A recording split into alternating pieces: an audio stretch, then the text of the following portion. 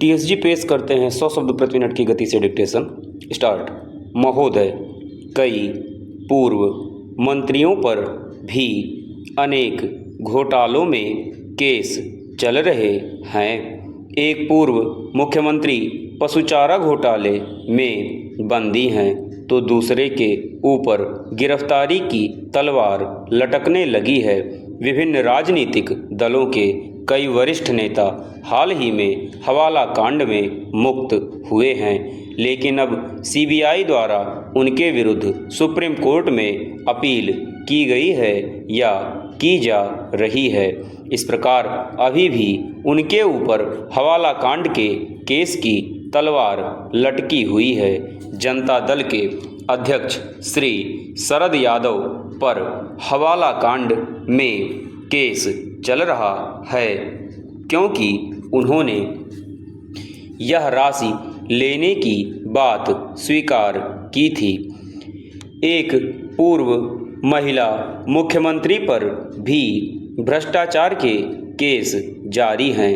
कहने का आशय यह है कि देश का कोई भी राजनीतिक दल इस समय ऐसा नहीं है जिस पर आरोपों की कालिख ना लगी हो तथा जिसमें अपराधियों का प्रवेश ना हो। यही कारण है कि कोई भी राजनीतिक दल चुनाव सुधारों तथा राजनीति में अपराधियों का प्रवेश रोकने जैसे तात्कालिक महत्व के कानून बनाने के लिए गंभीर नहीं है। पूर्ण विराम चेंज। हमारी संसद व विधानसभाओं में अधिकांश समय हंगामों, धरनों आदि में व्यर्थ चला जाता है। संसद व सरकार से कई ऐसे विधेयकों को पारित कराने की अपेक्षा की जाती है जिन पर न तो सत्तारूढ़ सरकार के विभिन्न घटकों में सहमति ही हो पाती है या उसे लेकर इस प्रकार का हंगामा हो जाता है कि वह संसद के एक सत्र से दूसरे व तीसरे सत्र तक टलता चला जाता है। लोकपाल विधेयक तथा महिला आरक्षण विधेयक इसके ज्वलंत उदाहरण हैं। सार्वजनिक जीवन में शुचिता लाने व उच्च स्तर पर कार्यरत राजनेताओं तथा वरिष्ठ नौकरशाहों के विरुद्ध आरोपों की जांच के लिए लोकपाल नियुक्त किए जाने की बात पिछले 2 दशकों से की जा रही है। 1-2 बार बिल भी आए लेकिन वह हर बार रद्द होते रहे। अब अगले सत्र में पुनः इस संबंध में बिल लाए जाने की चर्चा है। महिला आरक्षण बिल जिसमें महिलाओं को राजनीति तथा अन्य क्षेत्रों में 33% आरक्षण दिए जाने का प्रावधान है, पिछले एक लंबे समय से विवादों के कारण संसद में टलता आ रहा है।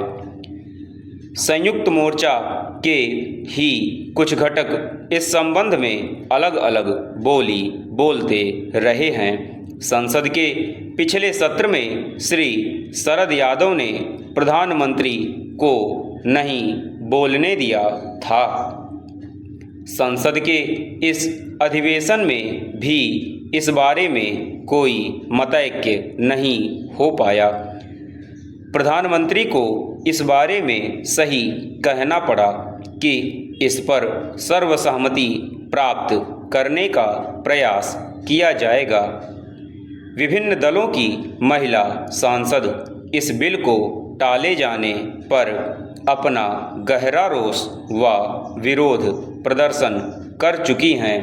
उनमें से अनेक ने यह आरोप लगाया है कि राजनीतिक दल महिलाओं को आरक्षण देने के बारे में गंभीर नहीं हैं और उसे टालते जा रहे हैं। पूर्ण विराम चेंज।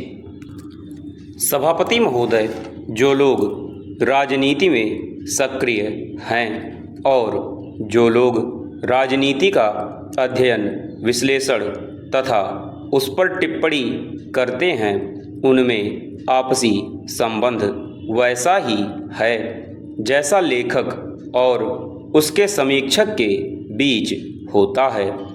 सभी लेखक ऐसे नहीं हैं जो समीक्षक से सामंजस्य को पसंद करते हों, लेकिन मैं आपको आश्वासन देती हूँ कि मुझे आज प्रातः यहाँ आकर और आप सबसे मिलकर, हालांकि यह मिलना कुछ दूर दूर से ही है, बहुत खुशी हुई है। हमारा देश इन दिनों एक रोमांचक स्थिति से होकर गुजर रहा है। जनता को मालूम है कि उसे किस दिशा में आगे बढ़ना है और क्या लक्ष्य प्राप्त करना है। उन्हें यह भी काफ़ी सीमा तक पता है कि उनके पास कौन से साधन हैं, कौन से उपकरण हैं जिनका वे उपयोग कर सकते हैं और किस तरह वे अधिक तेज़ी से आगे बढ़ सकते हैं। अधिकाधिक जनता की संलग्नता बढ़ती जा रही है और एक प्रकार की जनशक्ति का निर्माण होता जा रहा है। जैसा कि मैंने एक अन्य अवसर पर और एक अन्य देश में कहा था, यह पहला मौका है जबकि आम आदमी समवेत स्वरों में अपनी बात रख रहा है।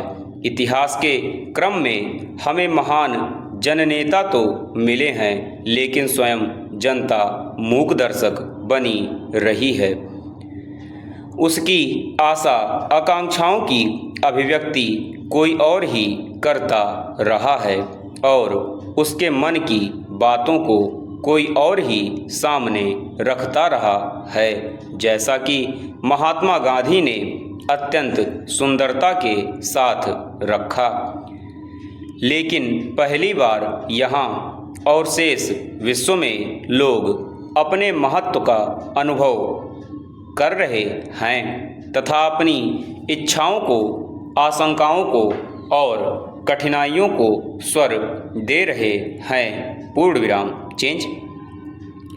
स्वाधीनता के लिए हमारे संघर्ष और अन्य नवस्वाधीन देशों के संघर्षों में एक अंतर यह रहा है कि महात्मा गांधी और जवाहरलाल नेहरू के नेतृत्व में हमारा आंदोलन कुछ थोड़े से पढ़े लिखे या उच्च वर्ग के लोगों तक सीमित न रहकर पूरी जनता का आंदोलन बन गया तथा साथ साथ उच्च नैतिक एवं बौद्धिक संवेदनाओं को भी अपने साथ लेकर आगे बढ़ा। भारत जो पहले ही से एक सांस्कृतिक इकाई था, एक स्वतंत्र राजनीतिक इकाई बन गया, लेकिन यह सिलसिला केवल स्वाधीनता प्राप्ति पर ही समाप्त नहीं हो गया।